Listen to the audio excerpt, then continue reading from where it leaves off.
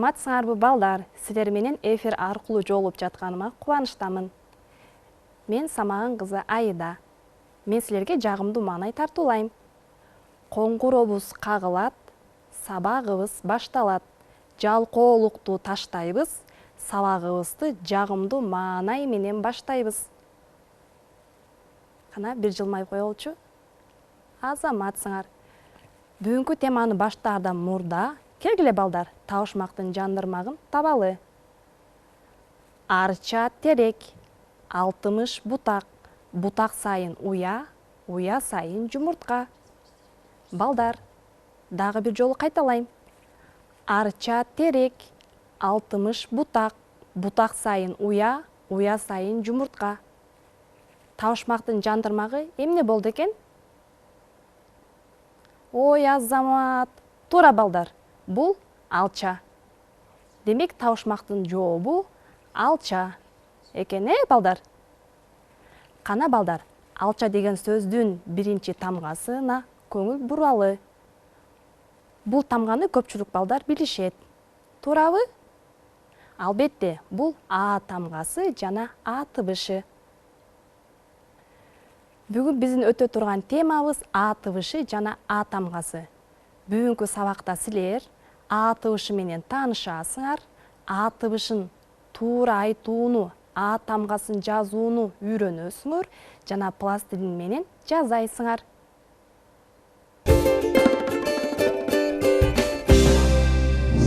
Келгиле балдар, баарыбыз чогуу А тыбышын айтып көрөлү. Силер болсо менин артыман кайталагыла. А,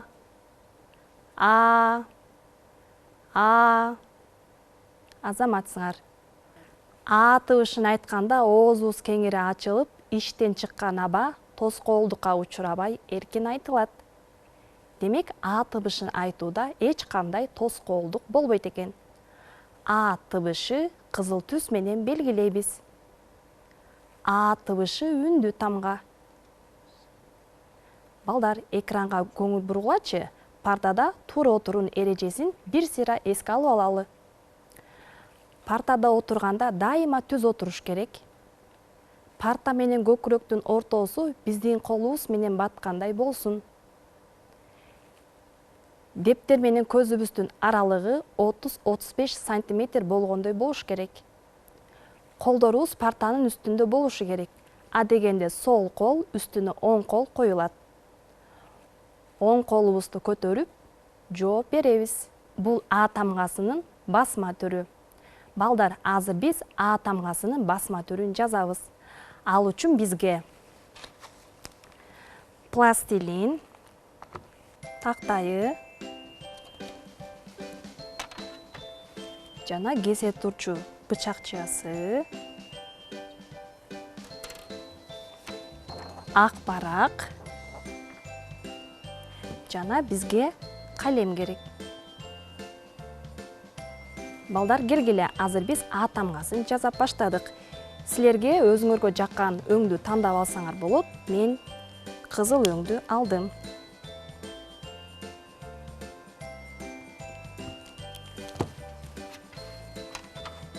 Бул кызыл өңдү 3 бөлүккө бөлүп алабыз.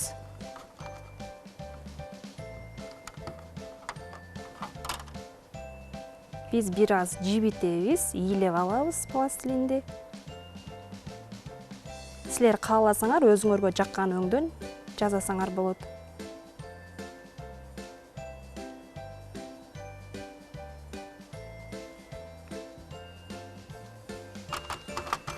Мына биз ийилеп алабыз.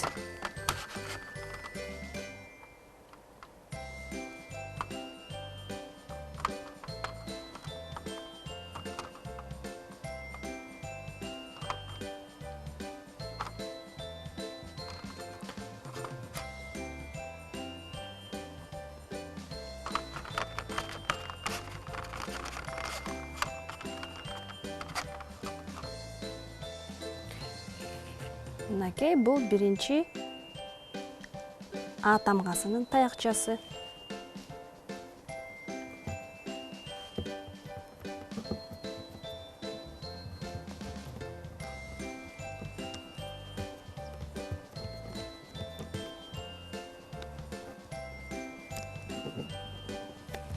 Ал эми биз алган экинчи бөлүкчөдөн А тамгасынын экинчи таякчасын жасайбыз.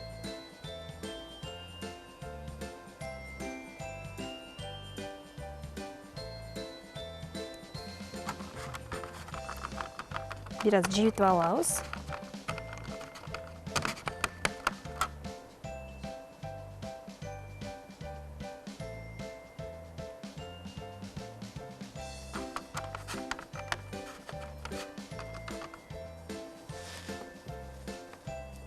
А тамгасынын экинчи таякчасын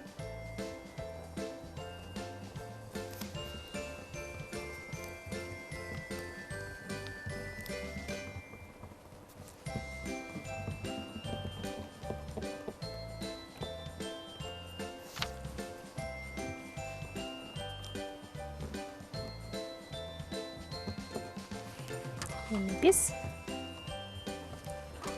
А тамгасынын отоңку таякчасын жасайбыз.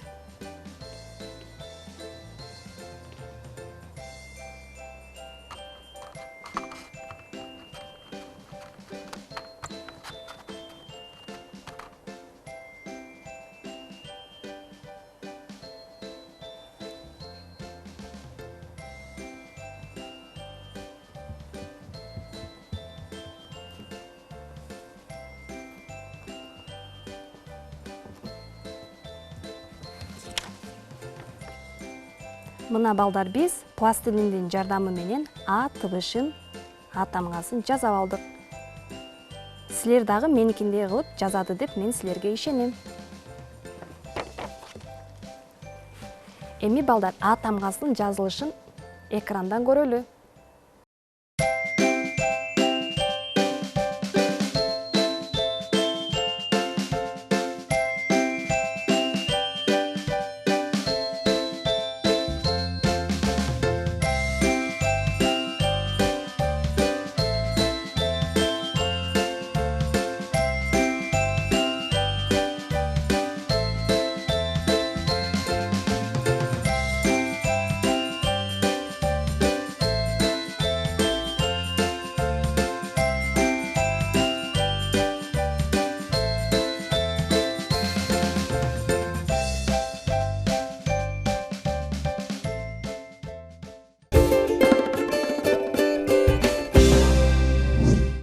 А тамгадан башталган сөздөрдү муунга бөлүп окуйлу.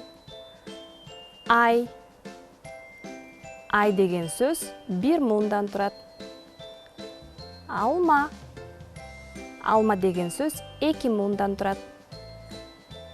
Балдар, А тамгасы сөздүн башында, ортосунда, аягында кездешет. Алмурут. Алмурут деген сөз 3 муундан турат. А тамгасы сөздүн башында кездешти. Таш. Таш деген сөз 1 муундан турат. А тамгасы сөздүн ортосунда кездешти.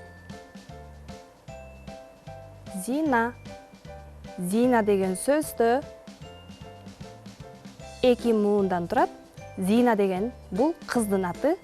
А тамгасы сөздүн аягында кездешти.